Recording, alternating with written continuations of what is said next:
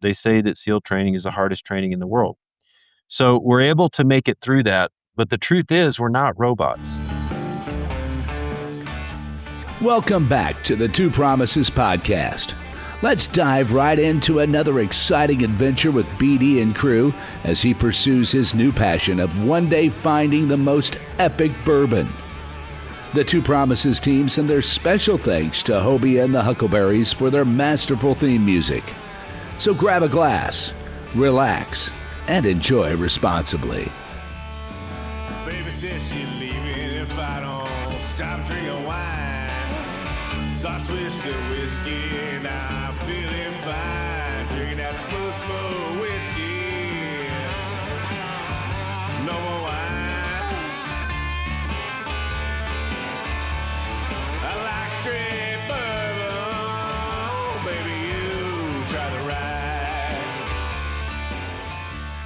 Welcome back, everyone. I am absolutely stoked to have Mr. Rob Sweetman on this episode, and he just had an extremely wildly successful event featuring a bunch of meat eaters, a bunch of strong men who came out there. They rose to the occasion. They were the men in the arena, and they participated in a grueling 62-mile course that he designed, he orchestrated, and he brought all of these pieces together to make something truly, truly incredible. Rob, I'm so glad to have you on the call. Thank you for putting this together and having me out there with you guys. You did a fantastic job. I appreciate that. We're just taking a walk in the woods, man. Everybody showed up. They felt inspired. We couldn't have done it without the racers. Couldn't have done it without you and all the other volunteers. So really, I didn't do anything except for just get out there for the dry run and walk it myself, and then just tell a bunch of people this is what we're going to do. So it's fantastic. You led by example, like one of your core tenets. You're not going to ask anybody to do something that you're not willing to do yourself, and you did it. So I'm stoked on that. You had a lot of moving parts. You did, as your hat says, there's nothing like this. You put together categories that no one else is doing. You had live streams. You had live betting. You had race participants. You had challenges. You had all of these things. So tell me, from your seat, you were the driver on this. What was it like organizing this, and what were some of your key takeaways from that whole experience? Well, first of all, to the Colorado Gaming Commission, there's no betting, just predictions and part of a game system. They get touchy about that. But yeah, that's what we did. We allowed everybody to be involved because the whole mission here is not to beat a bunch of people down. In fact, I was surprised that half the teams didn't even make it halfway. I knew it was hard, but I guess maybe I'm just kind of crazy. I live out here in the wilderness. I thought it was fine, but it beat down half the teams. They didn't even make it halfway. And my hats are off to them because they showed up prepared and they gave it their best shot. But we had medical issues. We're taping up feet that are just falling apart. It's a lot of mileage, and it's not mileage on a track. It's out here in the wilderness. I mean, it's extremely uneven ground. We've got rocks and there's bits where you literally have to climb up. Limited water, variable heat temperatures, long distances. So I think to summarize, like why we did this, first of all, is to honor Ryan. Second of all, when we lost Ryan nearly 10 years ago, this next year is going to be the 10-year anniversary, so we're going to do it big. That spawned a lot of different things in your life, and in my life in particular. I took on a commitment towards sleep science. I wanted to figure out sleep science. I thought that had something to do with Ryan's mental health before his demise. And what I found out was that it actually is a big problem with a lot of us veterans as well as civilians. But anyways, in this mission to help people, what I figured out is that I'm not trying to preach. I'm not trying to label people. I'm just trying to bring them into the fellowship. And the truth is, a lot of times it's our thoughts and behaviors that lead us down a bad road, whether it's drinking alcohol or willfully sleep depriving, or sometimes it's even more subtle, little things we do, negative thoughts, negative behaviors. It just ends up being bad outcomes. And in fact, being in the city is half the problem. A lot of people swear by the city. They love it. But the truth is, it's chaotic on our nervous system. It's not natural. And I can prove that because every time I bring people out into nature, almost all of their problems vanish. And then they go back wondering, why am I not just staying here? So all of that's to say that we have a bunch of good people that came out and volunteered to be outdoors in nature for the brotherhood or the sisterhood. We have a bunch of racers that wanted to put their money where their mouth is, so to speak, and come out and try to race this thing. They came out for the nature and the brotherhood and sisterhood. But then we also have the donors. So going back to that, the prediction system little game that we put together, basically that brings in the donors who are often left behind, brings them right into the fold. And so now they can kind of play along and guess who's going to make it where, an educated guess based on their profile, their physical, what they've reported as their physical fitness, how the team is performing throughout the race. The donors can now be involved. And so what are we doing? We're bringing them into the brotherhood or the sisterhood. So yeah, we can talk about raising money for charity, which does have huge impact for the people who are benefactors. We have a sleep program and retreats that the money go towards. But in essence, we kept our mission very clear that, yeah, sure, we're going to run a race. We're going to do all this crazy stuff, but it all boils down to brotherhood and sisterhood out of nature. That's the recipe. Absolutely. I love it. I love the community aspect that you're building. I love how you're helping integrate all of the different parties, every single individual, the racers, and how you're bringing people to nature and helping them reset their nervous systems with a lot of the sleep science options that you've got going on there.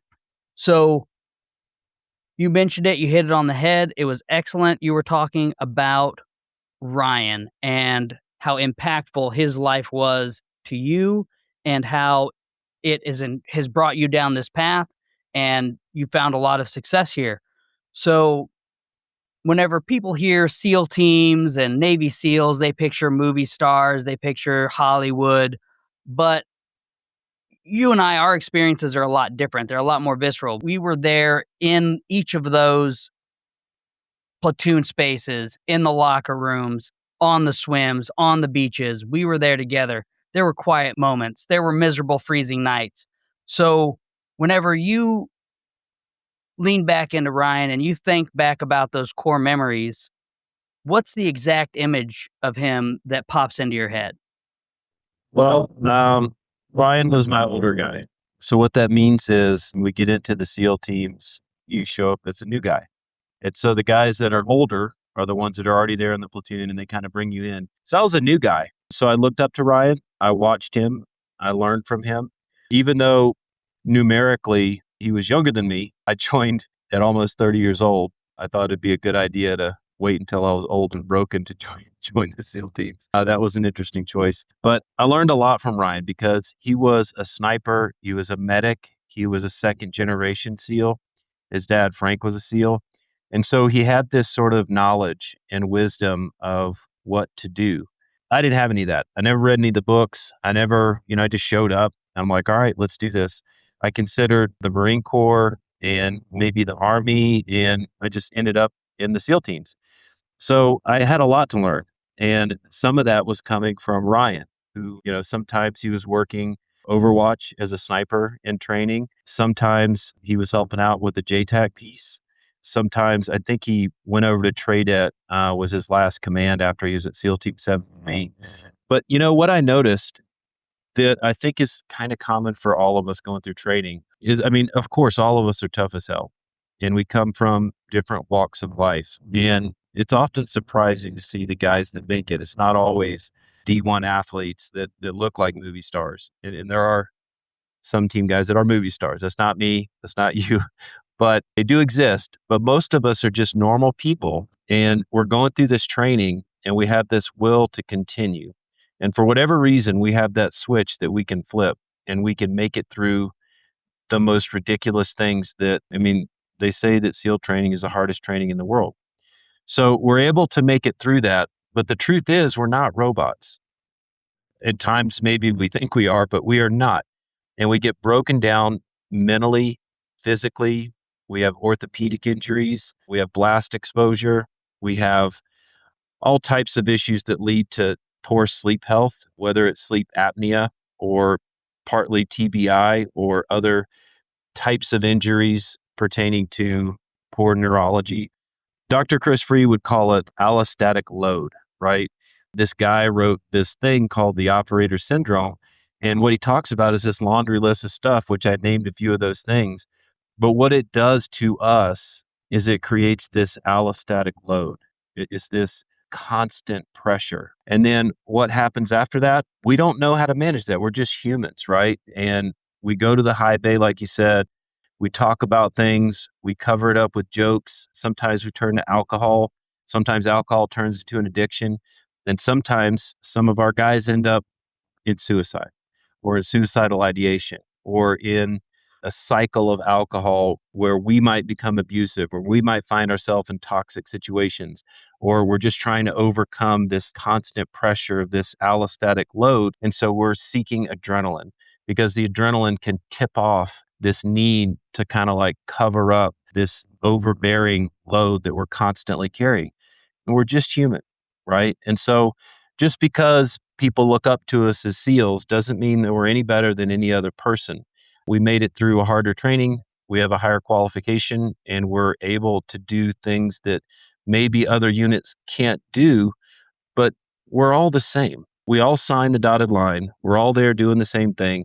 And for the most part, a lot of us face some of the same challenges, the entire veteran community. And what I've learned is that the first responder community is seeing a lot of the same issues. So what I learned from Ryan, I learned some tactics, some SEAL wisdom from that generational knowledge. But I think one of the biggest takeaways was watching the downfall of Ryan Larkin and still his guiding light to want a better situation for the next guy. And when Ryan took his life, that impacted me in a big way.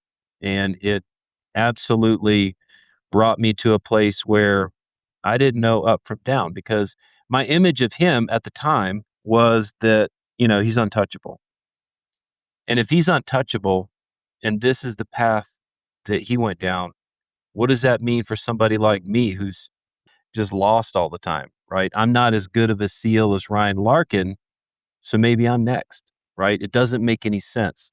So that messed with my head for a while. Since then, the echo of Ryan's story has been a part of my life in just about everything I do. I wouldn't say that I was Ryan's best friend. He was my older guy. He was more of a teacher mentor kind of role. I wouldn't say that I knew Ryan as well as other people, but what his legacy left with me has since changed the lives of hundreds of people through me. I guess you can say, a vessel for Ryan's message. Yeah, you touch on a lot of really good topics there, and we'll pack a few of those. So one of the things that you mentioned that was really a concern for you, a pressure point for you, was seeing someone that you looked up to, someone that you respected, someone that had been there, done that, and was the mentor type, leader type. And all of a sudden he's facing all of these challenges and internal challenges that are out of his control. And it caused him to go into a tragic spiral. And you're seeing that and you're seeing yourself and you're putting yourself in those shoes and saying, hey, am I next? And in a lot of ways, I can relate to that too, because whenever I hit my peak of my symptoms and I was in a very acute phase of operator syndrome, complex PTSD, I was very scared myself. I did not see the way out either. And I'm like, it hit me like it's hit many of us. And the thought is in your head, like, is this the rest of my life? Do I have to live the rest of my life at the very worst peak of these symptoms and not have a way out? But you looked through that. You found a way out, and not just for yourself, but for others. And I think that's extremely, extremely noble of you. And I'm very grateful for you stepping into those shoes and taking on that task. Thank you. So you were talking in the teams and with us, physical fitness, physical toughness. It's a standard. we've got to be there. But there's other attributes within the teams and within the platoon that we all have to hold in order for it to be sustainable. There's character traits that get selected because it fosters the growth and the continuation of the community. And in my mind, knowing Ryan is, maybe I didn't see this whenever I was hanging out with him through training, after training, at the SOCM course, but he definitely did hold these standards. And one of them that I've noticed is personal conviction. Are you able to tell me about a time where Ryan held a conviction that might have been unpopular, might have cost him something, but he stood his ground and he made sure that the right thing occurred regardless of maybe some wrongs going on around him? Yeah, now that was Ryan's mode, right? Ryan stood by his values, and his father was a SEAL. He had some of that passed down, and then he learned some of it by being in the teams. So when I showed up, there was kind of a somewhat of a barrier between old guys and new guys.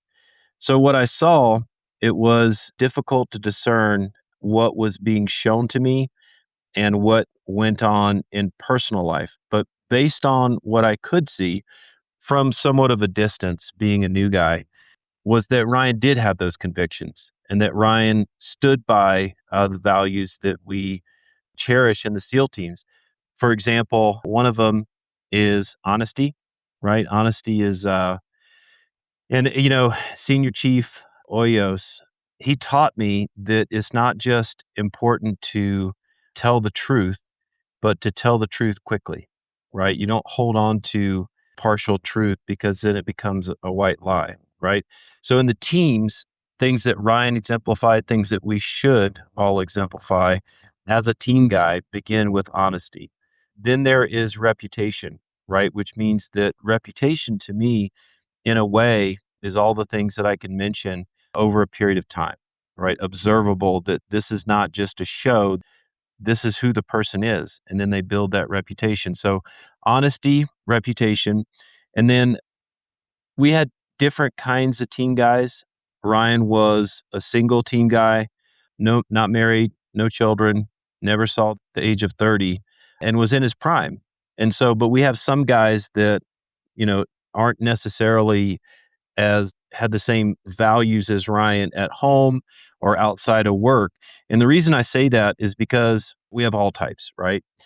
So what you do in your personal life is kind of your business. We have a saying, it's like, I'd go to war with that guy, but I wouldn't let him hang out with my wife or watch my children, right?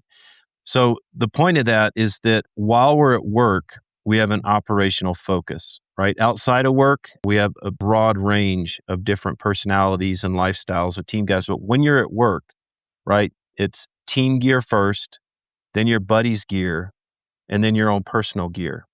And that leads to your reputation. If you're the guy that's going home early, you got your gear finished and cleaned and ready, IGM, I got mine, no one's going to like you. You lose trust, you lose your reputation, and you will eventually be outcast. It's the guys who maintain that level of dedication to the team that are going to focus on team gear first, whether it's repairing gear, stowing gear, packing gear, cleaning gear, whatever it is, it doesn't matter. The team gear comes first, and sometimes at the cost of your sleep, time with your family, that comes first. Then when you're done with the team gear and you're onto your own personal gear, you make sure that your buddy's personal gear is done first. And in that way, we're always working together to make sure that we're one unified team. Then finally, after everything is done, you worry about your personal stuff. And this wreaks havoc on families, but that's what we live by in the SEAL teams. And that's what Ryan exemplified. I learned that from him. So. Absolutely. Yeah, that is a big thing, is a foundational tenet of successful buds candidates and successful team guys. And like you said, it does have a cost, and that is a lot of that sacrifice that the casual observer might not see and might not understand. Because like you said, you're sacrificing sleep, time with family, time with other things to do the right thing for the mission, for the team, for the gear, etc. So whenever you saw him hold that line and set that standard and expect that standard for you and for the other new guys and even the rest of the platoon, what was that reaction from the rest of the platoon to that moral courage for him setting that standard and saying, "Hey, look, this is the expectation. This is where we need to be." How did that play out in, say, the new guys and then the rest of the platoon as a whole? Well, what I observed. Thank you for joining us today on this curious roller coaster of life. If this is your stop, please exit peacefully. Enjoy the rest of your day. If you're ready for another one, just push play. Just a final note before you go, thank you, and thank you for feeling. The distillation and aging process is different for everyone. I'm not quite sure what you're ready for. Sip slowly and enjoy responsibly. Baby says she's leaving if I don't stop drinking wine. So I switched to whiskey and I'm feeling fine. Drinking that smooth whiskey. No more